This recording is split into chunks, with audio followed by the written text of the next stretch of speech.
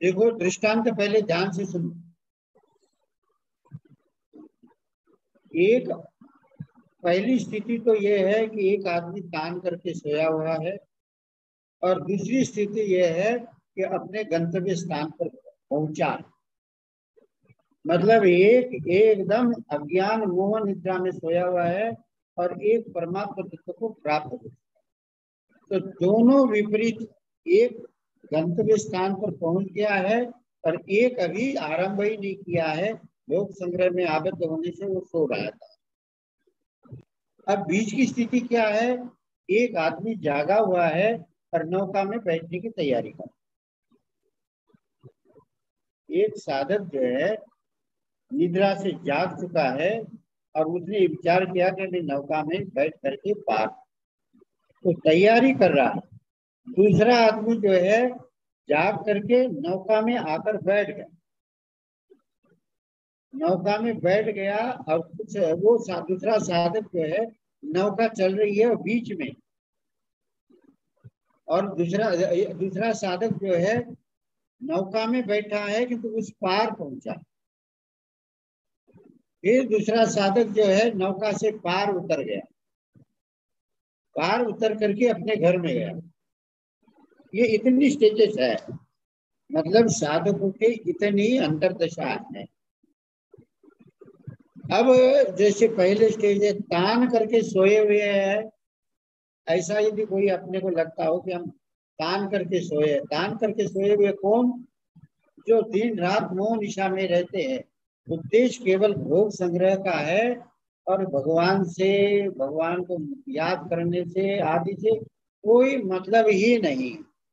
न कोई भगवान है, न भगवान का भजन करना है, न परमात्मा प्राप्ति करनी है, कुछ नहीं है। मोह निशा सब सोवन हारा की स्थिति है। मोह निशा में एकदम पड़ा हुआ है, उसको न अपने कल्याण के बारे में पता जानते जिज्ञासा है, न दूसरे की, बस ये एकदम जो है भोग में ही उनकी तल्लीनता है, आगे कुछ बढ़ता ही। दूसरा साधक बनने को है कि भाई संसार में हमारे क्या रखा हुआ है, हम संसार में कब तक रहेंगे, इसी में मोह में सो रहेंगे तो कैसे है, अब हमें तैयारी करनी है सर। दूसरे तत्परता पूर्वक साधन में लगे हैं तो नौका में आकर बैठ गए, दूसरे नौका में बैठ गए तो आगे बढ़ रहे हैं, तो नदी के बीच में नौका। दूसरे साधक जाकर एकदम किनारे में, और दूसरे जो है नौका के पार गए हैं, और नौका के पार जाने के बाद भी अभी भगवान के धाम में नहीं पहुंचे। नौका के पार उस पार तो पहुंच गए, अभी इस पार तो नहीं आने है, किंतु अभी भगवान से पूरी है, पूर्णता अभिन्नता अभी नहीं। अब इसमें आपको अपनी स्थिति कौन सी लगे? विषय वस्तु समझ गए कि नहीं? हुआ। अब इसमें हर एक आदमी अपनी स्थिति, अपनी निष्ठा, अपनी वास्तविक दशा को देख करके गहरा विचार, जो कल गहरा विचार करके आए वो पहले बोल, जो यहाँ ही बैठ करके अभी अभ्यास कर रहे हैं उनको कोई बता। कल आपने दिन भर इस विषय में कुछ सोचा होगा तो वो पहले बोल। किसी ने घर जाकर कुछ सोचा कि नहीं इस विषय में? जिसने सोचा वो हाथ ऊपर। सबकी अपनी अपनी दशा क्या है? आपकी दशा है नाव में आकर बैठ, ठीक है। और बोलो, आप बताइए, दीन बोलिए। अरे फर्क नहीं है, आपकी स्थिति बताइए। हाँ बस ठीक है। दीनदयाल जी का कहना है कि जहाँ पहुंचना है हम वहां पहुंच,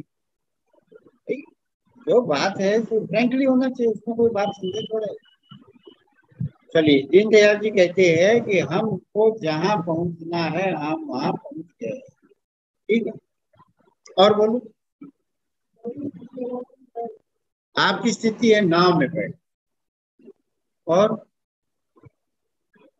नीतू तुमको अपनी स्थिति कहाँ दिख रही? पहुंच गए हैं नौका में, मतलब नदी के, उस पार मतलब नदी नदी नाव छोड़कर नदी छोड़कर उस पार पहुंच गए। अच्छा घर के अंदर, चलो कोई बात। और बोलो, थोड़ा साफ बोलो। हाँ राम राम, आप कुछ बोल रहे हैं। हाँ महाराज जी, हम लोग नौका से पार होकर आपके पास पहुंच गए। थोड़ा जोर से बोलिए, कम सुनाई दे। नौका पे चढ़ने के बाद हम आपके पास पहुंच गए। नौका में पहुंचने के बाद आपके पास पहुंच गए। ओके, मेरे पास पहुंच गए गए, अब मेरा ठिकाना ही नहीं है।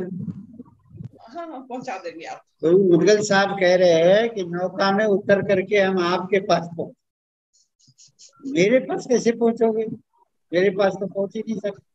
चलो अपनी अपनी अभिव्यक्ति सब कर सकते।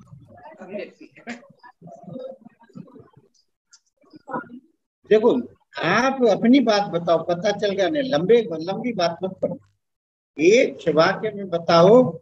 आप इस पार है कि उस पार है कि नौका में है कि तैयारी कर रहे हैं कि तान करके सोए हैं कि वहां पहुंच गए, एकदम निसंकोच एक वाक्य में बात बताओ।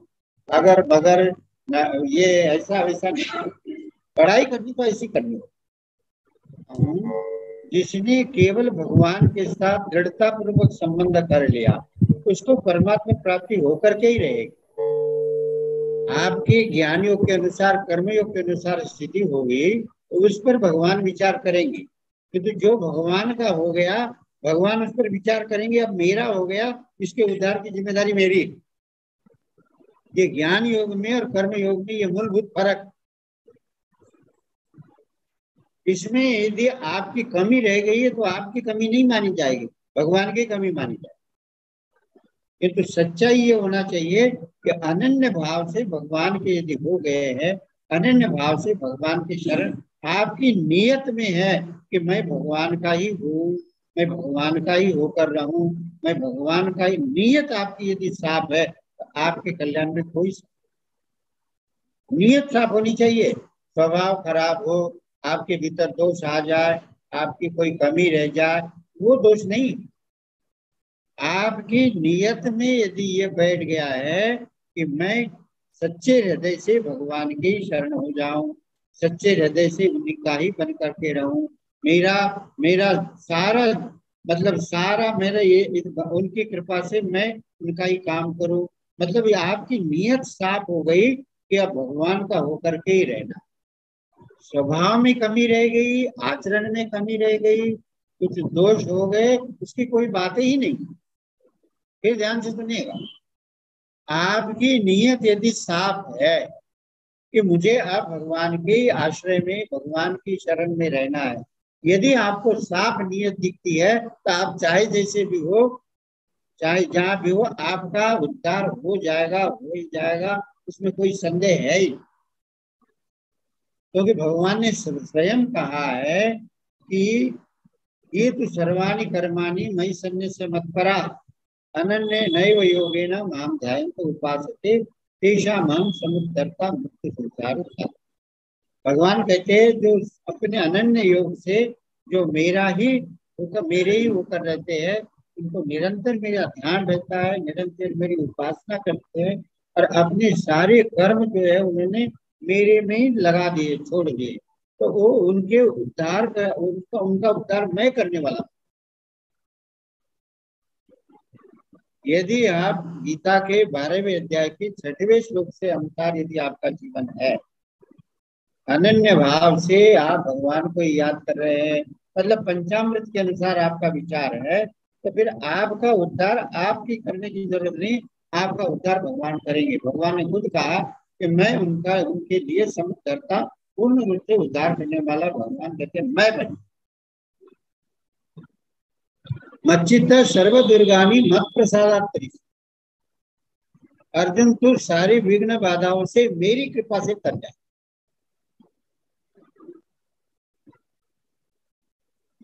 कि भगवान की बात मैं आपको कह रहा हूं, अपनी तरफ से मिलावट करके नहीं कर। भगवान ने स्वयं कहा कि मैं उसके लिए उद्धार करने वाला बन जाता हूं, केवट बनकर नाव चलाऊं।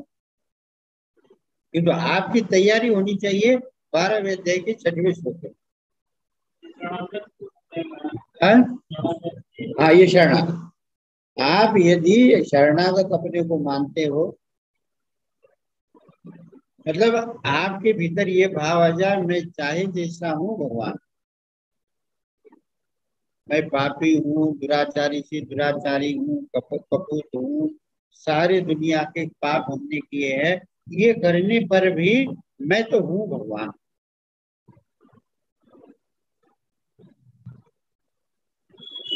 क्योंकि उद्धार जिसका कभी का भी होना, किसी का भी होना है, वो किसी के पुरुषार्थ से किसी का उद्धार नहीं होना है। जब भी किसी का उद्धार हुआ है और जो होगा तो केवल भगवान की कृपा से। कोई साधन, कोई त्याग, कोई ऐसा है ही नहीं जो भगवान की प्राप्ति करा। जब किसी महापुरुष को, चाहे कर्मयोगी को हो, चाहे ज्ञान योगी को हो, चाहे भक्ति योगी को हो, किसी भी साधक को यदि भगवान की प्राप्ति होती है तो उसके साधन के द्वारा नहीं होती है, भगवान की कृपा से। वो चाहे ज्ञान योगी हो, चाहे कर्म योगी हो, चाहे हठ योगी हो, चाहे ध्यान योगी हो, चाहे प्राणायाम योगी हो, चाहे कोई हो, जिस किसी साधक को यदि परमात्मा की प्राप्ति होगी वो भगवान की कृपा से। जो कृपा से मानेगा वो निश्चिंत रहेगा, जो अपने साधन के द्वारा मानेगा वो उसका थोड़ा सा, उसके कारण जो है उसको देखो। और सुन रहे कि नहीं? यदि आपके भाव शुद्ध है, आपकी नियत शुद्ध कि मैं चाहे जैसा भी हूँ, पापी हूँ, दुराचारी हूँ, संसारी हूँ, लोभी हूँ, कामी हूँ, क्रोधी हूँ, द्वेषी हूँ, आप चराचर के द्रोही भी क्यों न हो, आप भगवान के द्रोही भी क्यों, यदि आपकी यदि नियत है कि मैं भगवान का हूँ, ये आपकी यदि नियत में बढ़ गया है तो आपका उद्धार भगवान की कृपा से हो जाएगा, वो ही जाएगा। हम क्यों कह रहे हैं कि भगवान ने कहा है, इसलिए अपने मन से नहीं, अपने मन से कहने वाले हम कौन होते? 12वें अध्याय के 7वें श्लोक में भगवान ने कहा है कि नहीं? 18वें अध्याय के भगवान ने कहा है कि नहीं? मत चित्त सर्व दुर्गानी मत प्रसादात तरिष्य, ये भगवान ने कहा है कि नहीं? कहा है। तो भगवान ने कहा है तो उनकी जिम्मेदारी है। हम कहते हैं तो हमारी जिम्मेदारी होती, हम अपनी बात कहते ही नहीं, हम तो भगवान की बात कहते हैं।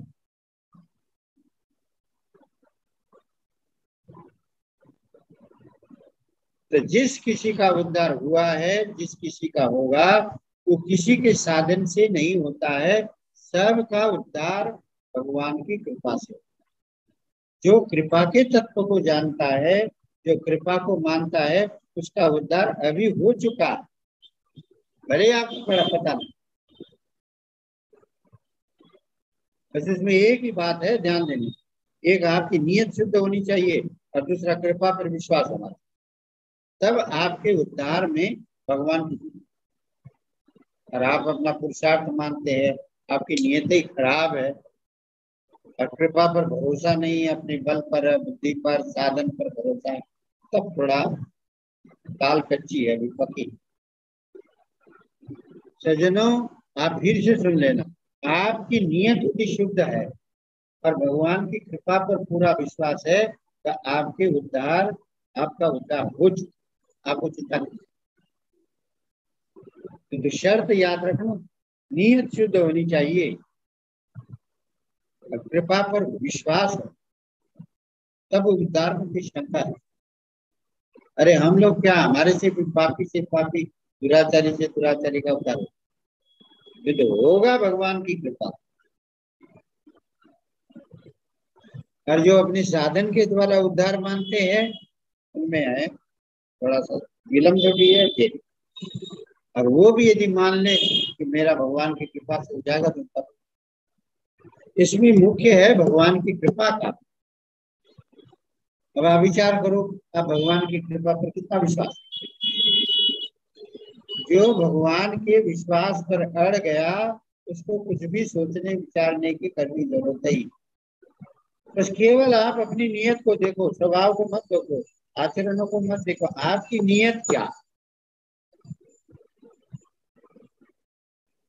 नियत तो भाई शुद्ध होनी चाहिए, और नियत ही शुद्ध नहीं है तो फिर आगे तो रास्ता नहीं।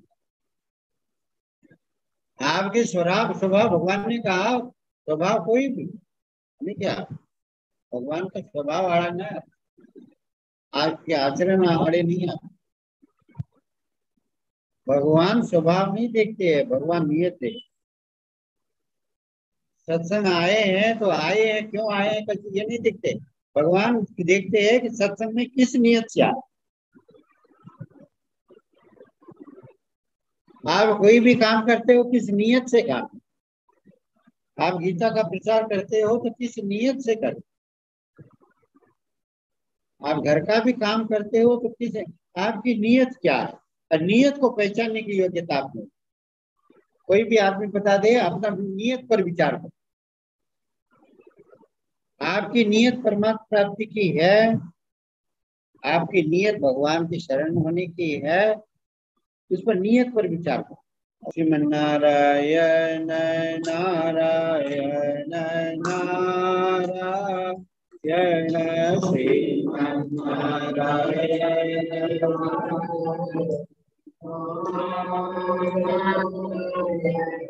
श्रीमन नारायण नारायण नारायण श्रीमन नारायण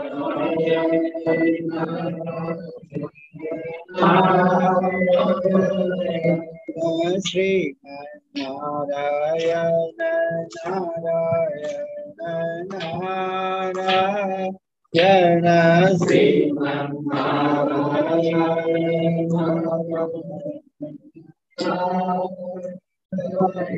श्यावर रामचंद्र।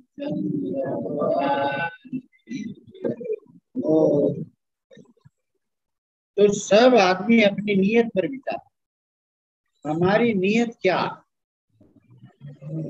जैसे आप सत्संग में आए, जितने भी लोग आए आप सत्संग में आए, अब ये विचार करो कि सत्संग में आने से आपकी नियत क्या।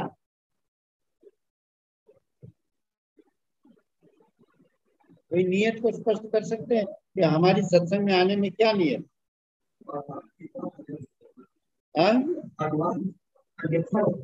ठीक है, तो भगवान की तरफ अग्रसर होने के लिए आप सत्संग में आए, ये आपकी नियत। ठीक है, और बताओ।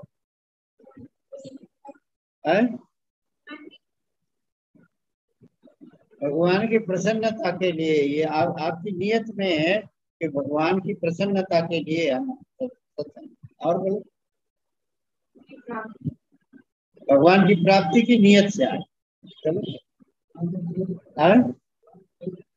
अच्छा, साहब कह रहे हैं भगवान में प्रेम है, और आप बोलते जाएंगे तो मेरा अध्ययन हो जाएगा, आपके अध्ययन की मुझे जरूरत।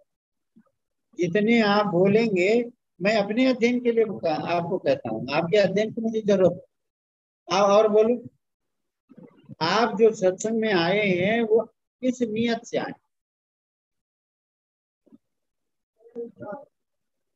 हमारा उद्धार हो किस नियत से। और बोलो, है? है? अच्छा, ये बहन कह रही है सही क्या है गलत क्या है इसका पता लगाने के लिए। चलो ठीक, और बोलो, भगवान के चरणों में प्रेम, इसलिए। और बोलो, देखो नियत के बारे में वही बोल सकता है जो अपने भीतर कुछ अध्ययन किया। नियत का और स्वभाव को जल्दी आदमी नहीं समझ सकता। नियत होती है सबसे पहले, आप घर के बाहर पैर रखते हैं तो आपकी नियत का पता लगता है। सबसे पहले नियत का पता लगता है मनुष्य, उसके बाद स्वभाव है, स्वभाव के बाद फिर जो है आचरण हो। कोई भी काम करते हैं तो किस नियत से, वक्ता भी बोलता है किस नियत से बोलता है। वक्ता अपनी इज्जत के लिए भी बोल सकता, अपनी प्रशंसा के लिए भी बोल सकता, अपने आत्मख्याति के लिए भी बोल सकता, अपनी प्रसिद्धि के लिए भी बोल सकता। वक्ता की नियत यदि केवल दूसरों को भगवान की प्राप्ति इस नियत से बोलता है, वो वक्ता अलग तरह से बोलता। दूसरों को राजी करने के लिए बोलेगा, वो वक्ता और तरह से। प्रसिद्धि के लिए बोलता है वक्ता और तरह से बोलता है। कुछ मान बढ़ाई के लिए बोलेगा वो अलग बोलेगा, धन के लिए सुख सुविधा के लिए बोलेगा तो और तरह से।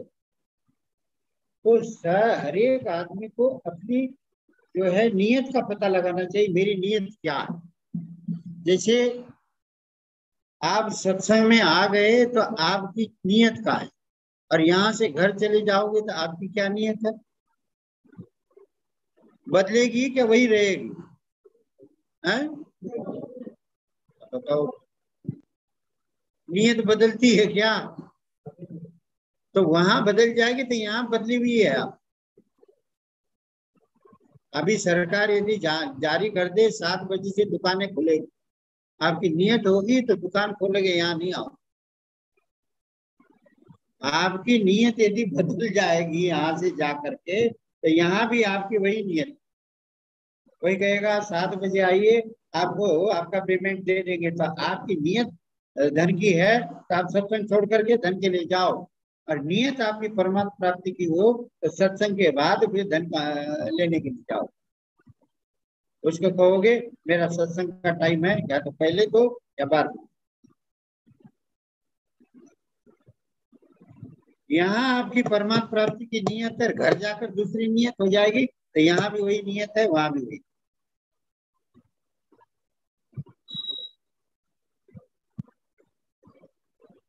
आपकी नियत सत्संग में आने की है, परमात्मा प्राप्ति की नहीं है। सत्संग में आने की है, और शाम के समय में आपकी नियत बदल जाती है। आप ये मानते हैं शाम को सत्संग जाने से कोई परमात्मा प्राप्ति होती नहीं है, सवेरे जाने से होती। जिसकी नियत एक जैसी है वो शाम का भी सत्संग करेगा और सवेरे का भी करेगा, संसार के कामों का उसको फर्क नहीं पड़ेगा, नियत हो। इस समय आपकी जो सुनने की नियत है सत्संग, वो उद्धार की नियत से है। तो ये यदि पक्की नियत हो जाए तो आप घर काम करेंगे तो काम भी करोगे परमात्मा प्राप्ति के लिए ही, सोओगे भी परमात्मा प्राप्ति के लिए। नियत में बैठ जाना चाहिए कि मेरे को अपना उद्धार करना है, परमात्मा प्राप्ति करनी है, प्रेम प्राप्त करना है। यही तो साधक जल्दी समझ नहीं पा रहा है। वर्षों तक साधन सत्संग सुनने वाले भी नियत में स्वभाव में अंतर नहीं समझ पा रहे। आपको आज ही थोड़ी सत्संग कर रहे हैं, वर्षों से सत्संग कर रहे हैं, तो आपकी नियत बदलेगी कैसे? जिसका उद्देश्य पक्का होगा उसकी नियत कैसे बदलेगी? इसका मतलब आपका उद्देश्य पक्का नहीं है।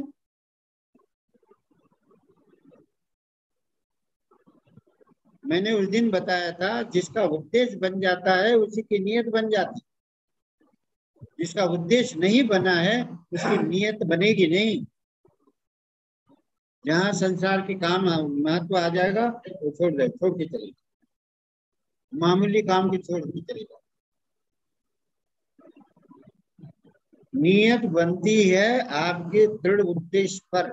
जिसका उद्देश्य दृढ़ हो गया कि अब शेष जीवन है परमात्मा प्राप्ति के लिए बीतेगा, हमारा दूसरे काम के लिए हमारा जीवन है ही नहीं, उसकी नियत एकदम शुद्ध हो जाएगी, साफ हो जाएगी। तो कुछ भी करेगा तो परमात्मा प्राप्ति की नियत से करेगा। वो सत्संग सुनाएगा, सत्संग सुनेगा, काम करेगा, कुछ भी करेगा, उसकी नियत एक रहेगी। उद्देश्य एक है तो नियत एक है, और उद्देश्य दो है तो नियत दो।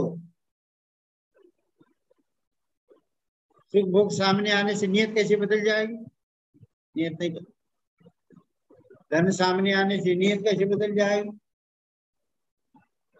जितना आपका दृढ़ उद्देश्य है उतनी नियत आपकी साफ, और जितना कच्चा उद्देश्य है नियत आपकी साफ। जो परमात्मा प्राप्ति का उद्देश्य दृढ़ करेगा वो संसार नाशवान को महत्व ही नहीं देगा। उसके सामने अविनाशी ही अविनाशी को महत्व देगा, नाशवान को महत्व नहीं देगा। आप हम सब जो है एक प्रकृति के हैं। आप बताओ, कोई भी बनिया नुकसान को लेकर काम करता है क्या? किसी की भी नियत है क्या ये काम करेंगे तो हमको नुकसान हो जाए? नुकसान हो जाए वो अलग बात, क्योंकि नुकसान की नियत से कोई काम करता है क्या? बताओ, यहाँ जितने भी बैठे हैं, मेरा नुकसान हो जाए इसलिए काम करता है क्या कोई? क्योंकि आपकी नियत में है मुझे धन प्राप्त करना है, इस व्यापार के द्वारा मुझे धन प्राप्त करना है। जिसे नुकसान हो जाए वो व्यापार करोगे क्या? जो परमात्मा प्राप्ति की नियत वाला है वो परमात्मा प्राप्ति का नुकसान कैसे बर्दाश्त करेगा? तो संसार का कितना भी नुकसान बर्दाश्त करेगा। 1 करोड़ रुपए का नुकसान हो जाए तो छोड़ देगा, अरे परमात्मा प्राप्ति हमको करनी है, रुपयों का क्या करेंगे? कोई साथ थोड़ा ही जाने वाला। यही तो साधक जो है सत्संग ऊपर ऊपर से करता है, भीतर से घुसना नहीं चाहता।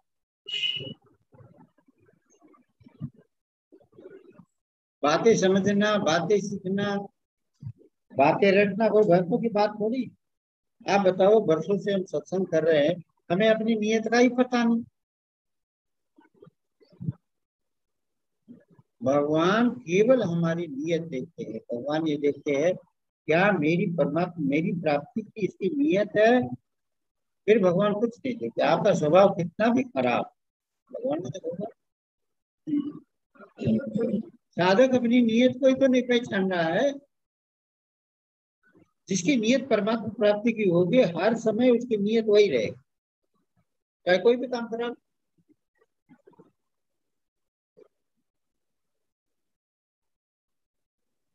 निर्देश नियत कहाँ पहुंचती है? साधक के व्यक्तित्व से संबंध रखती है, आपके उद्देश्य से। आपका उद्देश्य यदि पक्का है, अब से लेकर के पूरे शेष जीवन तक अब परमात्मा प्राप्ति के अतिरिक्त हमको कोई भी काम केवल परमात्मा प्राप्ति ही करना है, ये उद्देश्य के साथ नियत बन जाती है आपकी, तब फिर आपके जीवन में अपने आप ही बदलाव। इतनी बढ़िया बात है कि साधक ध्यान दे।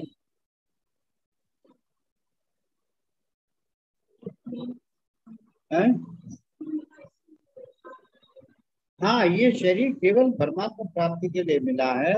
अब भगवान का संकल्प है मेरा जीव मेरे पास आ जाए, तब भगवान के होकर हमारे पास भगवान की प्राप्ति का ही हमारा पक्का दृढ़ निश्चय होना चाहिए।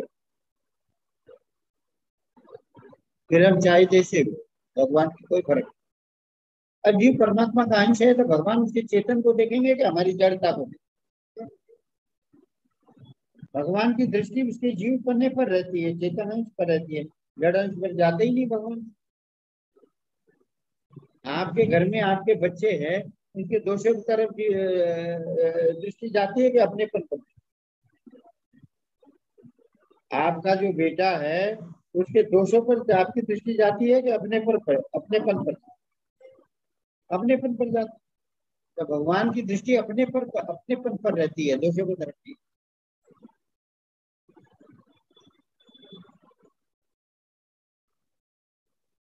अब ये बातें सुनकर के किसी को चेत हो गया अब आपकी स्थिति कहाँ है?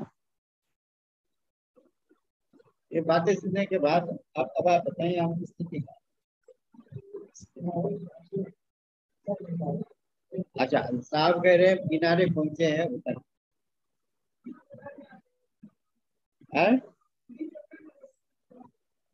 अभी लग रहा है तो अभी नहीं, वो सदा के लिए। और किसी को कुछ बोलना हो तो? देखो, मैंने एक बात कही थी और 2-3 दिन चर्चा की। जीव परमात्मा का सनातन अंश होने से इसकी स्थिति सदा परमात्मा में है। ये बात आई कि नहीं?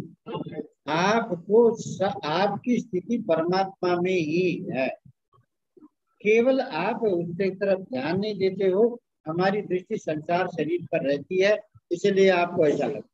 वास्तव में आपकी नहीं, पापी से पापी, दुराचारी से दुराचारी स्थिति तो परमात्मा में ही है। जीव पर हम परमात्मा के अंश है कि नहीं? तो अंश की स्थिति कहाँ होगी? अरे परमात्मा में स्थिति आपकी है। आप शरीर आदि को लेकर मान रहे हैं कि मेरी स्थिति यहाँ है वहां है, वो आपकी मानी हुई है, वास्तविकता आपके कहाँ? सब भगवान को, सबकी स्थिति भगवान में है, सब परमात्मा प्राप्त। आप भगवान की धाम में बैठे तो शरीर को लेकर के मानते हो मैं यहाँ बैठा हूँ वहां बैठा। आपकी नहीं, पुरानी मात्र की स्थिति परमात्मा में। उसी बात को याद दिलाने के लिए फिर मैंने ये दृष्टांत।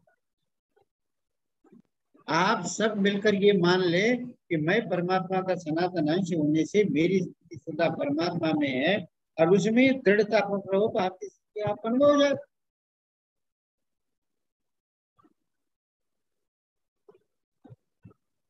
आप अपनी शरीर को लेकर मूल्यांकन कर रहे हैं ना कि नौका में जाने के लिए छटपटा रहे हैं, तो नौका में बैठे हैं तो रास्ते में है तो बाहर पहुंच गए। अरे आप अपने अंश तक लौट आइए। मैं परमात्मा का अंश होने से आपकी सबकी स्थिति परमात्मा में ही है।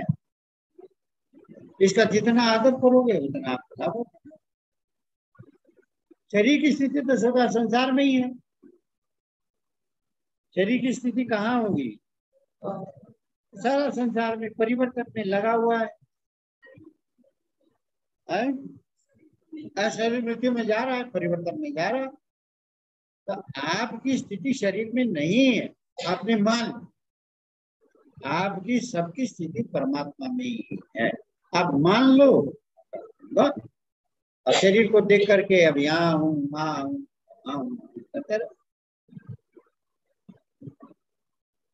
हमारी नहीं, मात्र प्राणियों की, पापी से पापी, दुराचारी से दुराचारी की भी स्थिति परमात्मा में। सबकी सबकी स्थिति परमात्मा।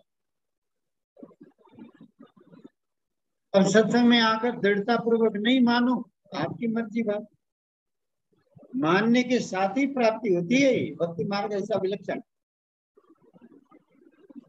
और नहीं मानेंगे तो भाई अपना माता पिता करते रहो, कौन मना। सबकी सबकी स्थिति स्वतः स्वाभाविक परमात्मा में है। आप दृढ़ता पूर्वक मान लो बात। किसी को जल्दी प्रकट हो जाएगी, किसी को अपने माने तक अनुसार समय लगेगा, तो होगी, इसमें कोई संदेह नहीं।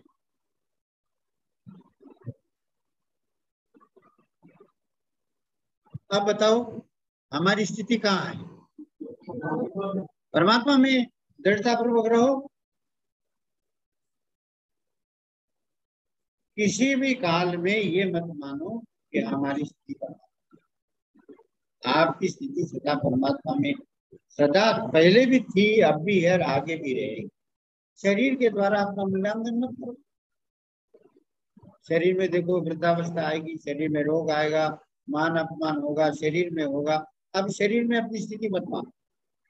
अपमान हो गया, अब मानो शरीर का हो गया तो खाता ही अलग है। हाँ, अपने फल को माने। मैं तो भाई भगवान का, भगवान ने अपमान भी किया तो मेरे हित के लिए। माँ धुलाई करती है, नहलाती है तो माँ की कृपा। माँ लड्डू खिलाती है तो भी माँ की कृपा है। धुलाती है, पीटती है तो भी माँ की कृपा है। फिर भगवान के होकर रहो, और फिर भगवान आपके साथ जो कुछ दान करे, बीमारी दे दे तभी आप प्रसन्न रहो। बच्चा बीमारी होने पर भी प्रसन्न रहता है कि नहीं? माँ चिंता करती है कि बच्चा चिंता करता? माँ चिंता। आप भगवान के होकर रहो, और भगवान आपको हर प्रकार से, बस देरी हमारे तरफ से है, भगवान के होकर नहीं।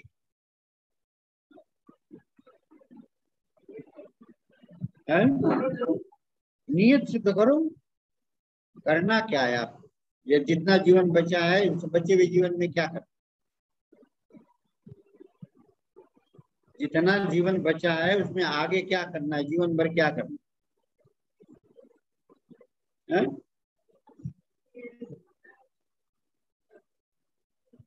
करना तो कुछ नहीं, तो पता नहीं। मैं समझ नहीं पा रहा हूँ क्या। आप सब विचार करो कि अब शेष जीवन हमारा है तो कैसा बिताना है। आपका नियत, आपका उद्देश्य, आपका विचार क्या बना है कि अब पूरा पूरा जीवन भगवान में लगाना है कि कुछ कभी इधर लगाना है, कभी उधर। भगवान में ही लगाना है तो फिर ये हो जाएगी। फिर आप है?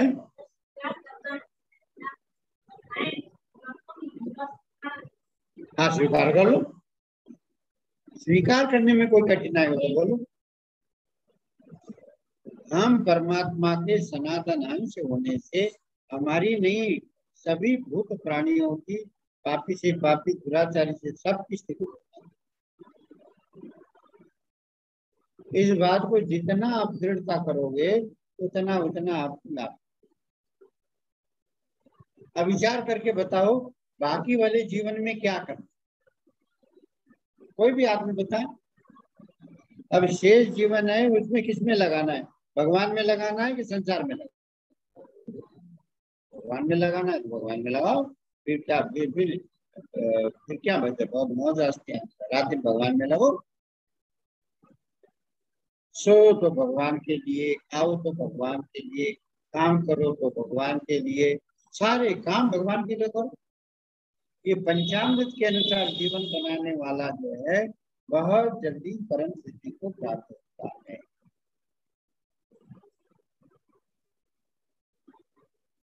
अपना जीवन पंचामृत, पंचामृत याद है कि याद, अपना वही करो। ये सारा जीवन आपका पूरा भगवान के मय हो जाएगा। नहीं होता, मैं भगवान का हूँ, भगवान के दरबार में रहता हूँ, भगवान का काम करता हूँ, भगवान का प्रसाद पाता हूँ, भगवान के प्रसाद से आपका पूरा जीवन भगवान में लग जाए।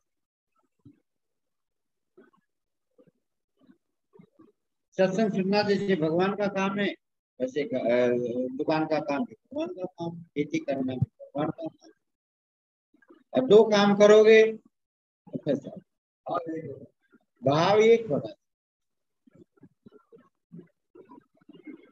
अब पूरी बातें नहीं समझ में आती है तो पंचामृत के अनुसार जीवन। एक साधक ने बाहर से लिखा है कि हमारा जीवन पंचामृत के अनुसार ही लिखा है। 3 बातें लिखी है उन्होंने। कहते हैं मैंने आपकी वर्तमान दशा क्या है, तो लिखा है सब अनुभव स्तर के दूर, मान्यता के स्तर पर। मतलब क्या है कि अनुभव का आदर हम नहीं करते हैं, मान्यता के स्तर पर ही हमारी मानते ही है, जो भगवान के है ये मानते हैं। दूसरी बात उन्होंने लिखी है जीवन कैसा है, साधन कौन सा, बोले पंचामृत। बाधा क्या है, तो शरीर संसार से तादात्म्य के पास।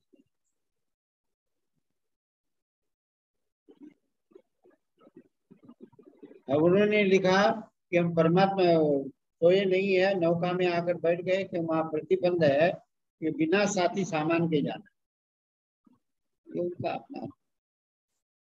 किंतु वास्तविक दृष्टि से देखा जाए तो जीव परमात्मा का सनातन अंश होने से इसकी स्थिति सदा परमात्मा में।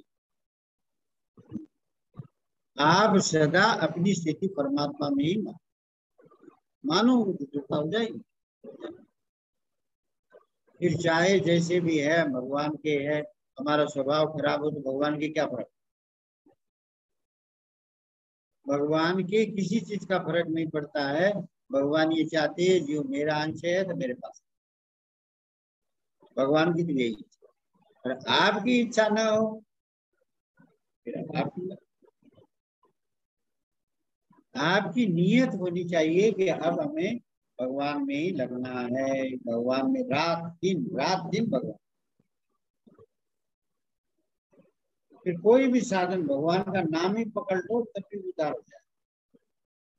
फिर इधर उधर मत करना, इधर दिस इधर ये मत करना। गंगा गई गंगा दास, जमुना गई जमुना दास, ये मत करना। जहाँ भी रहो, जो भी रहो, भगवान में अपनी स्थिति अभी चल